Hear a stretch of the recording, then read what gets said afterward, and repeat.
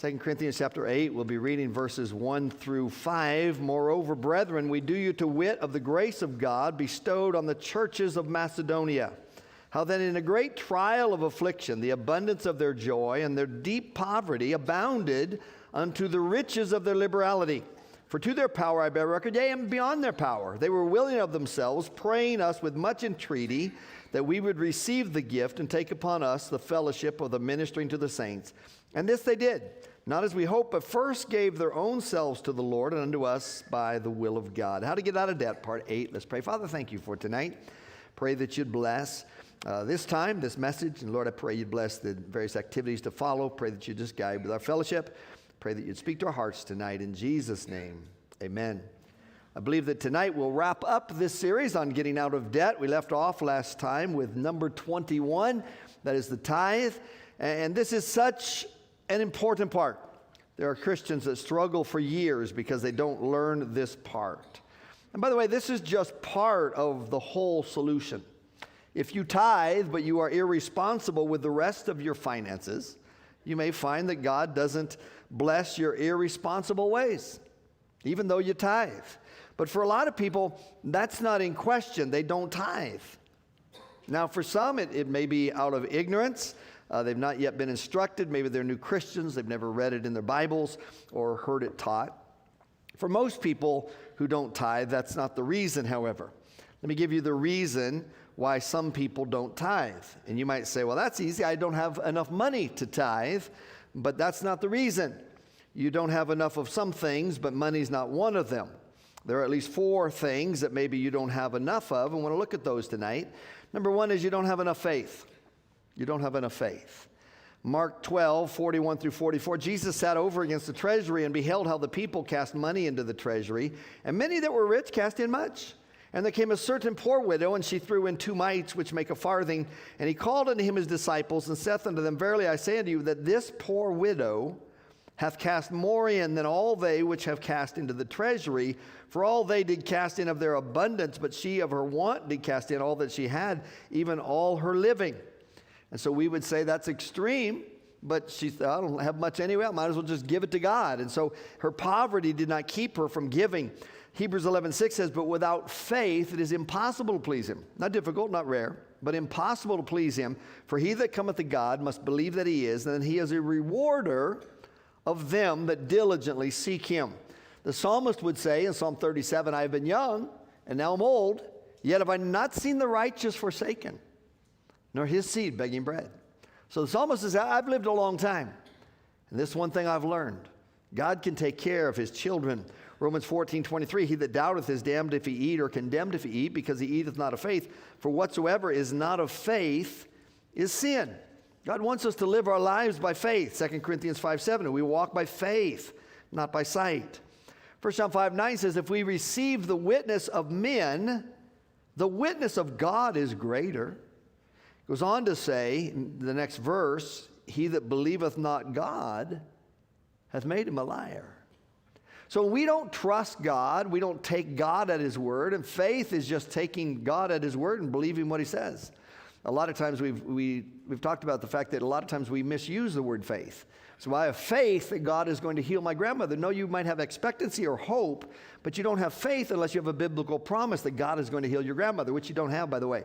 And so it's taking God at his word. God has made some promises, and when we believe them, then that is faith. We act upon them. 2 Timothy 1:7 says, for God hath not given us the spirit of fear, but of power and of love and of a sound mind. Hebrews 10:36, ye have need of patience, that after you've done the will of God. Remember, it says, render unto Caesar the things that are Caesar's, and unto God the things that are God's. You have need of patience, that after you've done the will of God, you might receive the promise. And so we do what's right, and then let God take care of the rest. We just step out in faith and obey him and let him do what he says he will do. Now, it doesn't make sense, humanly speaking, to tithe. It doesn't make sense. And so you figure it all out. You come to a logical conclusion. I can't afford to tithe. Humanly speaking, that's a common reaction. Proverbs 3:5 says, trust in the Lord with all thine heart. Lean not unto thine own understanding. Lean not unto thine own understanding. You know how prone we are to lean to our own understanding? That's what comes naturally. That's what comes easiest. That's what we are prone to do. In all thy ways acknowledge him, and he shall direct thy paths. Jeremiah 17:5, thus saith the Lord, cursed be the man that trusteth in man, and maketh flesh his arm, and whose heart departeth from the Lord. Whether we're trusting in other men or trusting in ourselves, he said, cursed is the man that trusteth in man. He wants us to trust in God. So don't walk or live in the imagination of your own heart. Be willing to trust God. Take God at his word. Have enough faith to say, I'm going to believe God. I receive the witness of men. I believe what men tell me sometimes. I'm going to believe what God tells me. Number two, maybe you don't have enough fear. Proverbs 1:7 says, the fear of the Lord is the beginning of knowledge, but fools despise wisdom and instruction. Proverbs 9:10, the fear of the Lord is the beginning of wisdom, and the knowledge of the holy is understanding. Sometimes we do what we do or don't do what we're supposed to do because we don't fear God as we ought to. Psalm 36:1, the psalmist said, the transgression of the wicked saith within my heart that there is no fear of God before his eyes. He says, I can tell by watching his life what he's doing. There's no fear of God before his eyes. Psalm 55:19, because they have no changes, therefore they fear not God. Now God says the whole earth is his, and all that is contained therein. He lends us things, and then he asks for a tithe back. Malachi chapter 1, verse 6, a son honoreth his father, and a servant his master.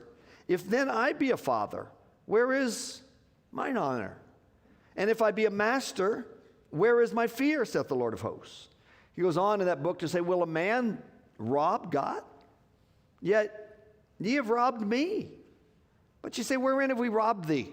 In tithes and offerings. You're cursed with a curse, for ye have robbed me, even this whole nation. Now they could do that because they didn't fear God. Number three, maybe you don't have enough love. John 14:15, Jesus says, if you love me, keep my commandments. John 14:21, he that hath my commandments and keepeth them, he it is that loveth me. And he that loveth me shall be loved of my Father, and I will love him and will manifest myself to him. John 14:23, Jesus answered and said unto him, if a man love me, he will keep my words. So if a man truly loves me, he's going to keep my words. He's going to follow and do what I say to do. He that loveth me not keepeth not my sayings, and the word which ye hear is not mine, but the Father's which sent me. Jesus would say, ye are my friends if ye do whatsoever I command you. You know, it's easy to say, oh, I'm a friend of God. But he said, wait. You're only my friend if you do whatsoever I command you. You can't live as you please and do what you want and then claim to be a friend of God's. For 2 Corinthians 8:8, I speak not by commandment, but by occasion of the forwardness of others, and to prove the sincerity of your love. Now, he's talking about the offering they were taking up, and he uses as an example the church at Macedonia that gave abundantly, even though they didn't have much money, gave beyond their power, beyond what seemed humanly possible. And he's using that as an example with the church at Corinth, and he's saying, hey, prove the sincerity of your love through the offerings that they would give. Now, therefore, perform the doing of it. That is, there was a readiness to will. You seemed eager to do this, so there may be a performance also out of that which ye have. And the last verse of that chapter, wherefore show ye to them and before the churches the proof of your love and of our boasting on your behalf. And so Paul had used the church of Macedonia, had used those as an example, but he'd also evidently told other churches and believers about the church at Corinth. He says, prove the sincerity of your love and validate, if you will, our boasting on your behalf, that you're going to give this offering. You're going to be generous. It's been said that you can give without loving, but you cannot love without giving. You can give without loving, but you can't love without giving. Matthew 6:21, for where your treasure is, there will your heart be also. And so if your treasure is all wrapped up in you, guess who you love? Where your treasure is, there will your heart be also. 1 John 3:18, my little children, let us not love in word, neither in tongue, but in deed and in truth. And we use the expression, talk is cheap. And that's in essence what he's saying. He's not saying don't love in word, don't express your love and all of that. He says, but don't just love in word, but in deed and in truth love. Deuteronomy 6:5, thou shalt love the Lord thy God with all thine heart, with all thy soul, with all thy might. As Jesus would say, that is the first and great commandment, that we would love God, that we would truly love him. And then maybe fourthly, maybe you don't have enough reverence. Again, Malachi 1:6, the son honoreth his father, a servant his master. If then I be a father, where is mine honor? If I be a master, where is my fear, saith the Lord of hosts. Unto you, O priests, that despise my name. And ye say, wherein have we despised thy name? These were supposed to be the spiritual leaders. These were supposed to be the ones that were setting the tone and the example for the others to follow. And so he's directing his comments to the priests. And he says, you offer polluted bread upon mine altar. And you say, wherein have we polluted thee? In that you say, the table of the Lord is contemptible. And so their actions were saying that. They weren't walking around telling people that. Their actions were. In that they weren't willing to give and to sacrifice. They'd give up something that they didn't want anyway. It's pretty easy to give away things you don't want. It's not a problem. And they were even in the most holy things and the sacrifices and the offerings. They were basically dumping it all on God, so to speak, because they didn't want it. And if you offer the blind for sacrifice, is it not evil? So that's a strong statement, because he's not saying, you probably shouldn't do that. It would be easy to justify that, obviously, as a blind little lamb or a goat, and it's probably going to get eaten by something anyway. Might as well offer it for sacrifice, and we've taken care of two things. Satisfied our obligation to offer a sacrifice, and gotten rid of our little lamb here that's blind. And he doesn't say that's not the best. He says it's evil. It's evil to do that. It's evil to not give God our best. And if you offer the lame and sick, is it not evil?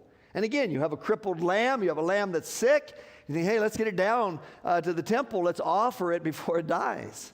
Might as well. It's the same difference. It's just blood being shed for the sacrifice, the offering. What's the difference?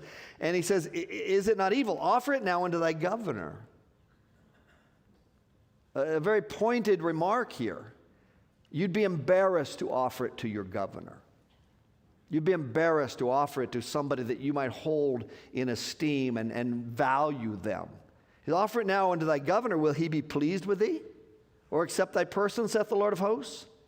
He says, don't give it to me. Give it to your governor. Give it to an honored guest. He said, no, I'm not going to do that. That'd be embarrassing. Well, they should have been embarrassed how they were bringing their offerings to God. He says, for from the rising of the sun, even unto the going down of the same, my name shall be great among the Gentiles.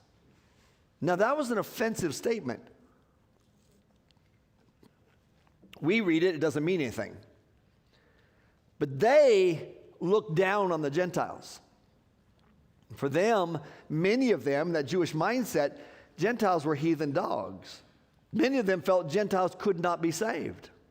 They were the favored people, and they were God's chosen people. And he's saying, my name will be great among the Gentiles. They'll honor me more than you are, more than you will. And in every place incense shall be offered unto my name, and a pure offering. Their offering was impure, a pure offering. For my name shall be great among the heathen, saith the Lord of hosts. But ye have profaned it. Now, blasphemy was a big deal under the Mosaic law. He says, you've profaned my name. You've, in essence, blasphemed me. To blaspheme God is more than just using his name in vain in the sense that we think. It's to pretend that we're honoring God, even while we're just giving him our leftovers and acting like we've made a great sacrifice, because we wouldn't do it for the governor, but we'd do it for God. He says, you've profaned my name. You've profaned it. In that ye say, the table of the Lord is polluted, the fruit thereof, even his meat, is contemptible. Ye said also, behold, what a weariness is it. And it was a weariness to them, because their heart wasn't in it. There was no love, there was no fear, there was no reverence. Okay, we need to have an offering. Let's take this guy. No, you've snuffed at it. You've made a weariness of it. You're bored with it. You're tired of it. You've snuffed at it, saith the Lord of hosts. Ye brought that which was torn, and the lame, and the sick. Thus ye brought an offering. Should I accept this of your hand, saith the Lord? But cursed be the deceiver. Again, this is strong language. Which hath in his flock a male, and voweth and sacrificeth unto the Lord a corrupt thing. For I am a great king, saith the Lord of hosts, and my name is dreadful among the heathen. It's sad that God would have to tell his own people that. I am a great king. You wouldn't give this to your governor, a much lesser ruler, leader, if you will, but you'd offer it to me. Do you understand what you're doing? You're profaning my name. Now, if you're not tithing, it's not because of a lack of money, it's because of a lack of other things. All right, all that was under number 21. Let me give you a few more points and we'll wrap this up. Number 22, don't cosign. Don't cosign. Now, some of these points may fall more into how to stay out of debt or how to keep from getting back into debt. Getting out of debt for some people is like dieting for some people. They'll do it for a while, but then they'll resort back to their old ways, and they get excited about it, hang in there for a while, but eventually they resort back to what they're comfortable with. And so some people are in and out of debt their entire lives because of mismanagement. And that's the way some people, just like some people approach diets, they approach their money management. And rather than change their ways and establish good habits, they continually go back and forth. Pay off the credit cards, and then, hey, the credit cards are wide open. Let's charge some things. That's not a good way to live. To budget and to conserve and so on is not that difficult once you establish the habits. Up front, all at once, it may seem overwhelming. I mean, if you've been a bad money manager for 20 years, it's awfully hard to change that. And you're going to find you might for a while do well, but then it's easy to resort back to old habits because you've done it for 20 years or 15 years or however long it might be. Deuteronomy 7:17, if thou shalt say in thine heart, these nations are more than I, how can I dispossess them? Thou shalt not be afraid of them, but shalt well remember what the Lord thy God did unto Pharaoh and unto all Egypt, the great temptations which thine eyes saw, and the signs and the wonders and the mighty hand and the stretched out arm, whereby the Lord thy God brought thee out. So shall the Lord thy God do unto thee unto all the people of whom thou art afraid. Moreover, the Lord thy God will send the hornet among them until they that are left and hide themselves from thee be destroyed. Thou shalt not be affrighted at them, for the Lord thy God is among you, a mighty God and terrible. And the Lord thy God will put out those nations before thee by little and little. Thou mayest not consume them at once, lest the beasts of the field increase upon thee. But the Lord thy God shall deliver thee unto them, and shall destroy them with a mighty destruction until they be destroyed. Now the story is they're going into the land, the promised land, and it was overwhelming. It was overwhelming because of the giants that were in the land. It was overwhelming because of the beasts that were in the land. And God is saying, hey, incrementally, we're going to give you the land. You're going to take it back, little by little. Or as the Filipino preachers would say in the Philippines, lito by lito. Every time I read that in my Bible, I remember, and I think some of you were there. Yeah, Mike can tell you. Mike can remember. So this Filipino preacher preached a message on, I don't even know what his message was in reference to. I just remember he said little by little about 150 times in the course of his message. So every time I read that in the Bible, I just go back to the Philippines and little by little. So anyway, so you may not get everything at once. You may have to struggle in some areas. It may take you a while to pay off your credit card. And some of the habits you've established, you might have locked yourself into, and you have to find ways to get out of that commitment, find ways to change your financial situation. But there are some things that you would do well to get a hold of all at once, and number 22 is one of them. Don't cosign. Don't cosign. Proverbs 17:18, a man void of understanding striketh hands and becometh surety in the presence of his friend. A man void of understanding. He says it's not wise to do that. It's not wise to become surety for your friend. So, well, he's my good friend. You know, 33% of co-signers end up paying. 1 out of every 3 co-signers ends up paying for somebody else's whatever they've purchased. Don't co-sign for anything you don't want to buy yourself and have somebody else own. Do you understand they have the right legally, and it's in the fine print, to come after you first? So who's got the good credit? Who's got the bad credit? You, if they're taking your signature for co-signing. By the way, you ruin your credit as soon as you co-sign. You bring your scores down. So you co-sign. Somebody needs to buy a car. Oh, he needs to buy a car. We've been friends. I'm going to co-sign for him.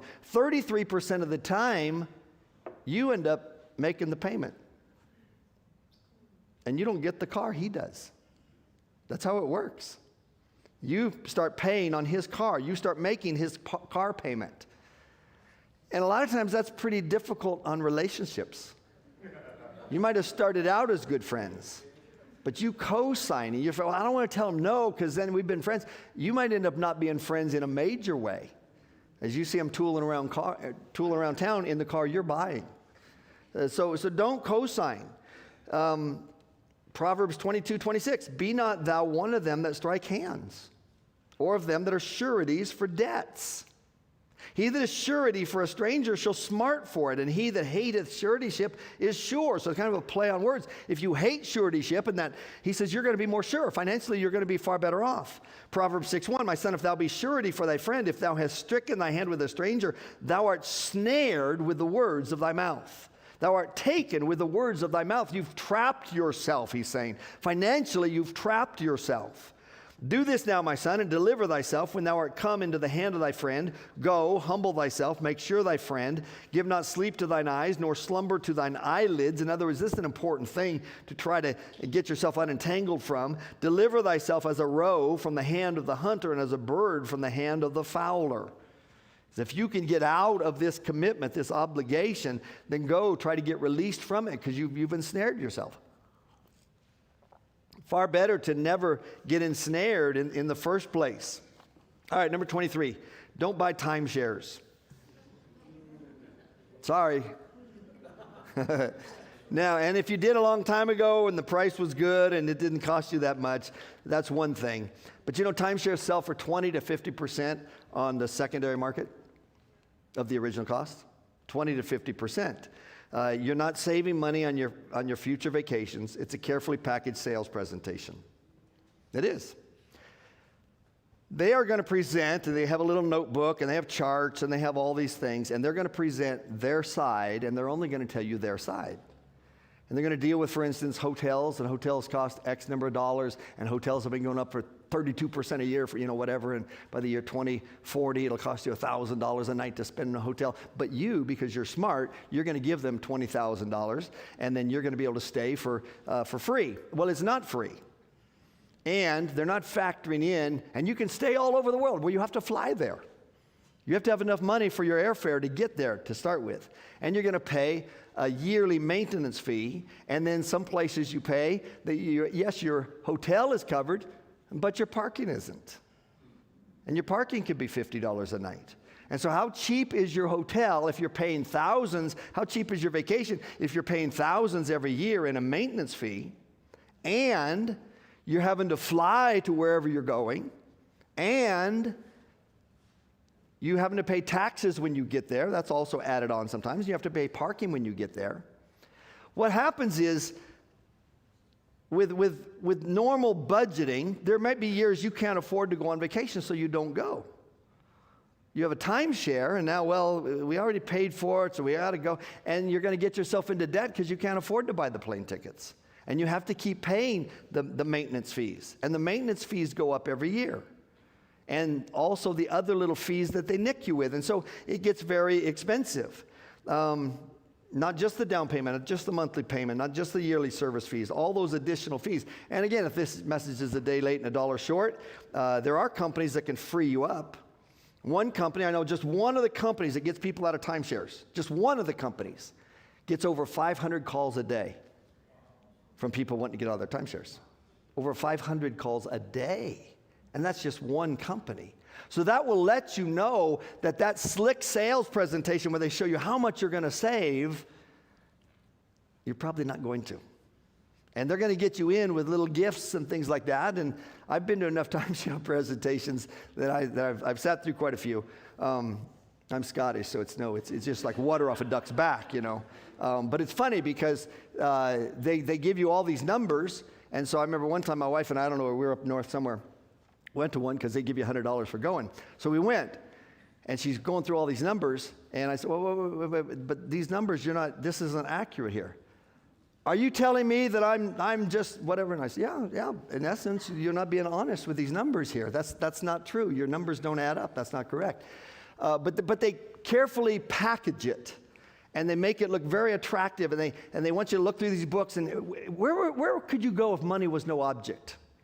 Well, Yeah, there's a lot of places we might go if money is no object, but money is an object because you have to pay to get in and you have to pay all the way through. But they want you to start thinking, where I can vacation for free eventually. You'll never vacation for free with these. You won't. And so you get through looking through these books. They want you to write down, your top 3 places you'd go in the world if you could go. And they have hotels there, unless you write down like Antarctica or something like that. But everywhere else they have hotels, and they show you beautiful pictures, and you could stay there. Can you imagine having no cares, no worry, no worry about money, no stress? No, you're going to worry every year when your dues are due, and the taxes and the fees and all of that. So don't get caught up in that. And again, if you have, enjoy it. But if you can get out of it, get out of it. All right. So number 24, get rid of your high car payment. Get rid of your high car payment. If you're in debt, now if you have a high car payment and you're not in debt and you enjoy your car, that's one thing. But if you're in debt, that high car payment, and what's happened now, it used to be when you bought a car and you bought it on payment, it might take you 3 years to pay it off. But then cars got more expensive and interest rates and so on. And so then they started doing 4-year car payments and 5-year car payments and 6-year car payments and 7-year car payments. You're going to be making the same payment on your car 7 years from now, and it's 7 years old. And your wife dented the bumper and scratched the side of it. And you're still paying like it's just kidding. I lost half my crowd. You're still paying on it like it's a new car. It's got 130,000 miles on it. And you're still making a new car payment 7 years from the time you bought it. That's not good stewardship. And so sell it. And yet you may even take a loss, but you took a bigger loss by keeping it. Don't trade it in. You're in debt. So eliminate that expedition or amputate that Tahoe or whatever you have to do. Someone said the best way to get back on your feet, miss a car payment. You get back on your feet. You'll get that in a minute. But some people are just in, they have this huge payment every month, but they have this fancy car. Well, have a lesser car for a while. Be a little lower scale if you can't afford it. If you can afford it, that's different. But if you can't, there's people up to here, and they're driving a brand new car, and 2 years from now, they'll be driving a brand new car because they traded that in. The dealer gave them a good deal, and now they're buying another car, and they extended the 7 years out for 7 more years. Don't do that. Number 25, avoid costly forms of insurance. Now, some insurance is far more expensive than other insurance. Mortgage protection insurance is expensive. Get term insurance. Identity theft insurance is expensive. So you're paying a lot of money every month for identity theft insurance, then you're guaranteeing that every year you're going to lose hundreds of dollars. You are. Because you're buying this expensive form of insurance. Life insurance varies greatly in cost. Some for the same coverage is 5 or 6 times higher than other forms. Anything you get from your bank where they write you a little letter and you can, without even a medical checkup, and you can get this insurance, you're paying way more than you would pay for normal insurance, and they're making a good commission on that. Insurance to pay payments on your credit card, you can get insurance for that. If you lose your job, then they'll cover the payments for 6 months or whatever it might be, or if you get sick. And so you have 2 problems there. Number one, you have this credit card debt that you should pay off and be done with, but now you're going to pay insurance on the credit card debt, and so you're adding to your expenses. You're digging yourself deeper into a hole. Car insurance, again, if you can afford to, raise the deductible, bank the difference, shop around. You need car insurance. Don't go without necessary insurance. But if you're a good driver and you can raise your deductible and bring the cost down, then do some things like that. Look for ways you can save money. Number 26, don't be penny wise and pound foolish. Don't be penny wise and pound foolish. Proverbs 11:24 says, "There is that scattereth, and yet increaseth, and there is that withholdeth more than is meet, but it tendeth to poverty." Many years ago, I was preaching back east for a pastor, and in the course of being with him for a week, He was telling me one day, he said, I didn't send my kids to Christian school. He said, Christian school is so important. I don't know how anybody could afford it. I didn't send my kids to Christian school. I don't have that money. And so I thought, and his kids were already grown, so there's no point in trying to talk him into it. Then later in the week, as we're together again, he tells me one day that his son had been charged with sexual assault on a minor. And he'd already spent $17,000 on lawyers. And now the lawyers were asking for $30,000 more. I followed up that story years later and found out there was an elderly gentleman in the church, hadn't gotten married, had no kids, had no descendants, and he left his estate to the pastor. It was several $100,000. And that pastor went through every dime of that hundreds of thousands of dollars to try to defend his son and get a lesser sentence. And his son ended up getting 10 years in federal penitentiary. I thought it would have been cheaper to maybe send your kid to Christian school. Don't be penny wise and pound foolish. Every once in a while, it's good to get away and maybe go to a marriage retreat. Get away with your spouse and just relax. And if you can afford to take a day or two and just get away from the rat race and just, you say, well, that costs money. It does. But it's cheaper than divorce. Do the math. So don't be penny wise and pound foolish. Be wise with that. And then number 27, deal with your covetousness. Deal with your covetousness. That new whatever it is, it's not what's going to make you happy. It's not. The Bible repeatedly warns against covetousness. Covetousness. Many years ago, John Stossel on 2020, he interviewed 2 lottery winners. Curtis Sharp was one of them. He won $5 million, and Sherry Gagliardo won $26 million. So he's interviewing Curtis Sharp, and Curtis Sharp says, for a time it seemed like I was in a dream world, John Stossel says, did you come down to earth? Oh, yes, I came down, I came down to earth. I got divorced from my first wife and married my second wife, and I spent a lot of money on the wedding, And John Stossel says, yeah, $100,000 on a grand wedding. Curtis Sharp says, yes, that didn't last 5 years. You know what I'm saying? Sherry Gagliardi, I was numb for 3 years. John Stossel, but you must have been happy.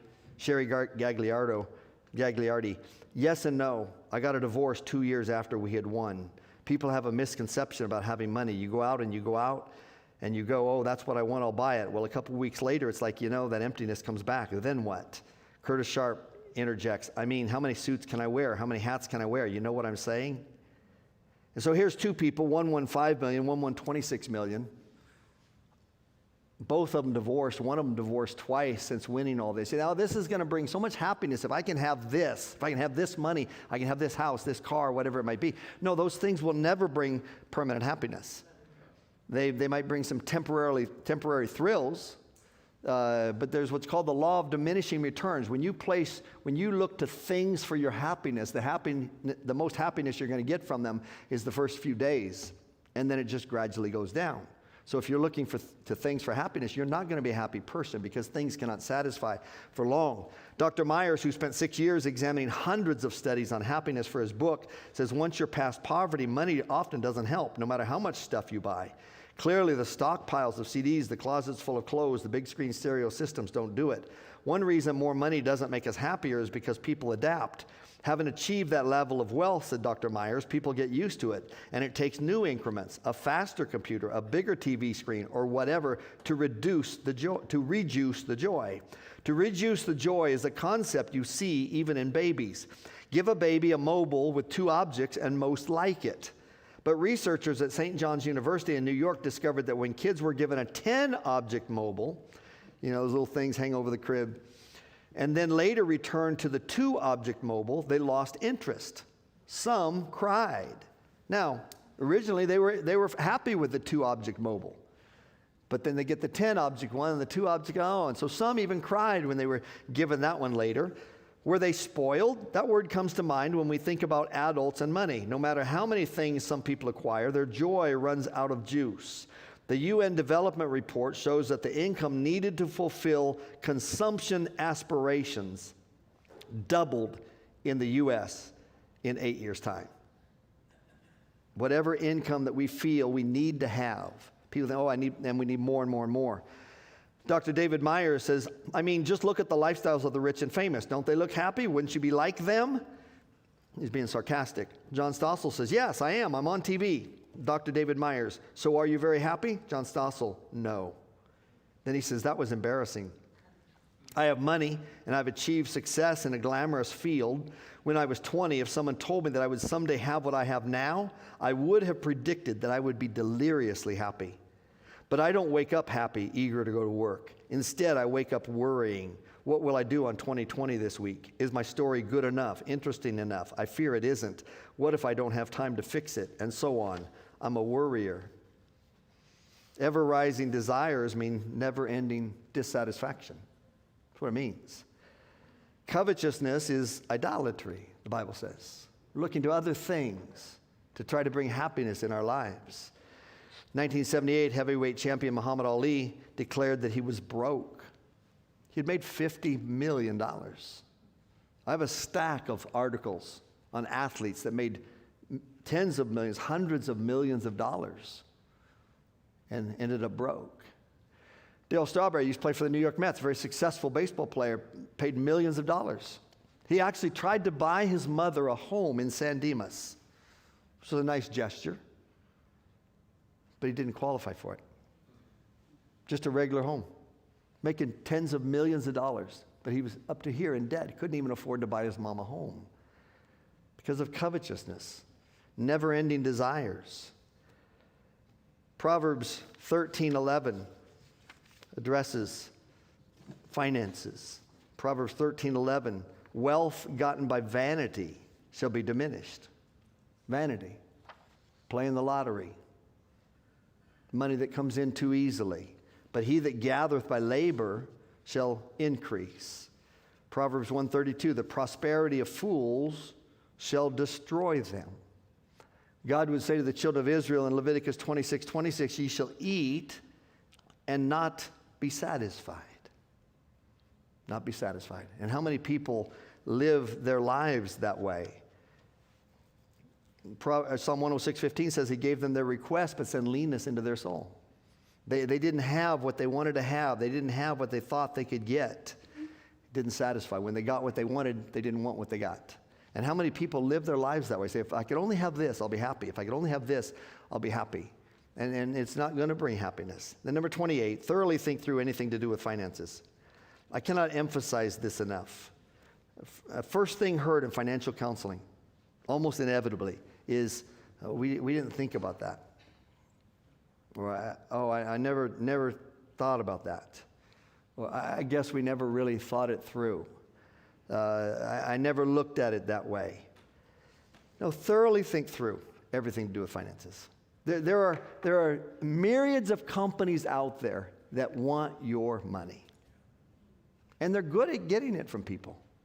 And they'll write you letters, and they'll have all kinds of offers for one thing, to get your money. Now they're gonna have more noble reasons that they're gonna tell you. Here's a letter from Countrywide Home Loans. Dear Brian, wouldn't you like to have extra cash at the end of every month? At Countrywide Home Loans, we know how hard you work for your money. I wonder how they know. I never even tell anybody. They must be following me around. Must be kind of creepy there. We know how hard you work for your money. They write that to everybody. And people, now they understand me. And that's why, because of that, because I work hard for my money, that's why we're inviting you to apply for a 40-year loan that offers one of the lowest monthly payments available. Because they know how hard I work for my money. In this huge corporation, let's write this guy a letter. Let's make him an offer. And so they want me to take my mortgage and turn it into a 40-year mortgage, and boy, the payments will be lower, and they will be. Do you want to pay for the next 40 years? With a 40-year home loan, you could possibly have a lower, more affordable monthly mortgage payment than traditional 15 or 30-year loans, of course. Do you know the difference between a 15-year loan and a 40-year loan? In 15 years, you've paid off your house. If you get the 40-year loan, you just have another 25 years and you'll pay it off. Do you think at the end of 15 years you'd say, yeah, let's do this for another 25? Of course your payment's going to be lower. With our 40-year home loan, you could possibly have a lower, more affordable monthly mortgage payment than traditional 50 or 30-year loans, as well as the extra cash you need, even if you have less than perfect credit. You could be lousy with your finances. We'll work with you. Call Countrywide today, and our home loan specialist will help you apply. We're always working to provide you with the best financial solutions to meet your unique needs. That's why the Countrywide family is America's #1 home loan lender. And remember, the home loan interest paid is usually tax deductible, which could save you money at tax time. It's going to cost you money all through the year in a lot of other ways, but hey, at tax time, you might be able to write some of this off here. Brian, the bottom line is Countrywide is here to help you. You think that's true? You think they're sitting back in their offices saying, this guy needs a break? Can't we do something, the board meetings, can't we do something to help this guy? He works hard for his money. Bottom line is we're here to help you. That's just not true. That's not what they're there for. And we specialize in fast funding, so call Countrywide now to begin your application and start enjoying your lower monthly payments and extra cash right away. Benefits of a Countrywide 40-year home loan: lower your monthly payment, get cash to do the things you want to do, and streamline your finances. And that's appealing to people. They're paying on this credit card, this car payment, this, and boy, you can just roll it all into one big package, get a 40-year loan, and you're just paying one payment, but you're paying it for the next 40 years, and you're gonna regret it one day. I promise you. So, Proverbs 15:22 says this: without counsel, purposes are disappointed, but in the multitude of counselors, they are established. What's he saying? Without counsel, without getting counsel, if you're not good with finances, get counsel from somebody that knows finances. Without counsel, purposes are disappointed. So you read the letters, oh yes, that sounds good. I need more cash. I want to get out from this cash burden. I want to get some more money. And you're going to mess up your finances in trying to fix your finances. Without counsel, purposes are disappointed. Think through the little decisions as well. The little decisions. We've talked about it before. The daily fast food, not only what it's doing to your budget and your waistline, but your kids' concepts of money and food. Those of you that are married, you're raising kids that are learning finances from you. You know, for 19 to 24-month-old kids, 19 months old to 24-month-old kids, you know the most frequently consumed vegetable? It's French fries. It is. That's kind of a vegetable, in case you didn't, it's starch, but that's literally, that's what studies say. That's the most frequently consumed vegetable. Now, RFK is all over that, so that statistic may change. We'll see. But all the little things add up to big things. That was 28 different things we looked at. That's a long list. Some won't apply to you. Some you might not be able to do right now. But do what you can. Be faithful. Do your part. It may be little by little for some of you. Little by little for some of you. But you stay at it. You do your part, and you'll see God do his part. And you will get out of debt if you'll faithfully do what you're supposed to do. That's enough about debt for a while. Eventually, maybe in a few weeks, I want to spend 1 week, just one message, looking at the characteristics of debt and the ramifications of that, kind of come at it from a different angle, if you will, to help us be done with it. But Matthew 6:33 says, seek ye first the kingdom of God and his righteousness, and all these things shall be added unto you. Make that your focus. Make that your priority. Work from that and work out from that. God will bless you. If you do your part, God will bless. Lord, thank you for your goodness. Thank you for your word.